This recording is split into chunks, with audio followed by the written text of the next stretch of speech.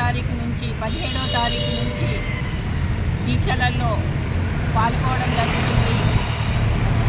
ఇచ్చిన హామీ నిలబెట్టని సీఎంకి బుద్ధి చెప్పనికే ఈ దీక్షలు.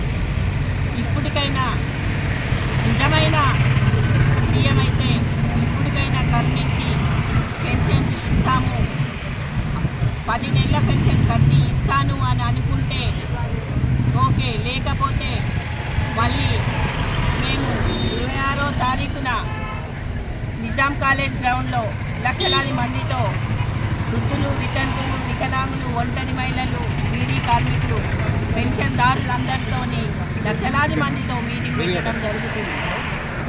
పెట్టడం జరుగుతుంది.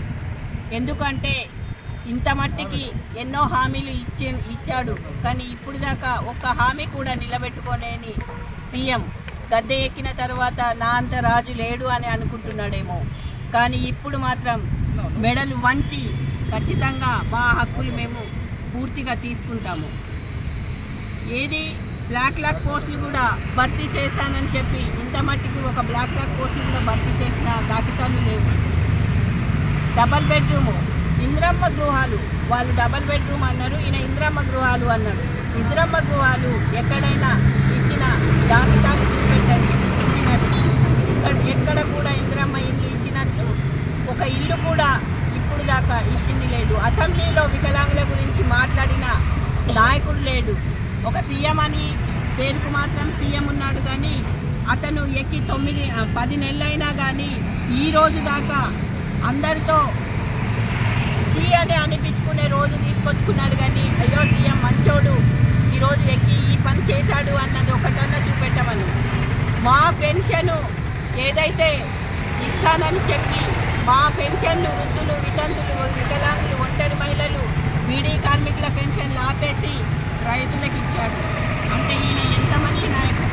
అదే మరి పక్క రాష్ట్రంలో ఇచ్చిన హామీ నిలబెట్టుకొని వెంటనే పెన్షన్ 7 నెలల పెన్షన్ మంజూరు చేసి కట్టి ఇచ్చిండు. అదే 100% డిజేబుల్డ్కి 15,000 రూపాయల పెన్షన్ ఇచ్చిండు. మరి ఆ పక్క రాష్ట్రంలో ఇచ్చినప్పుడు ఈ రాష్ట్రంకి ఇయ్యనికి ఏమైంది? ఆ రాష్ట్రంలో నిధులు ఉన్నాయి, ఈ రాష్ట్రంలో నిధులు లేవా? ఆ రాష్ట్రంలో సీఎం ఎక్కిండు, ఈ రాష్ట్రంలో కూడా సీఎం ఎక్కిండు. ఆ రాష్ట్రంలో ఇచ్చిండు, ఈ రాష్ట్రంలో ఇవ్వకపోవడము ఏంటిది? దానికి మాకు సమాధానం చెప్పాలి. లేకపోతే మేము రోడ్డెక్కే పరిస్థితి ఉంది.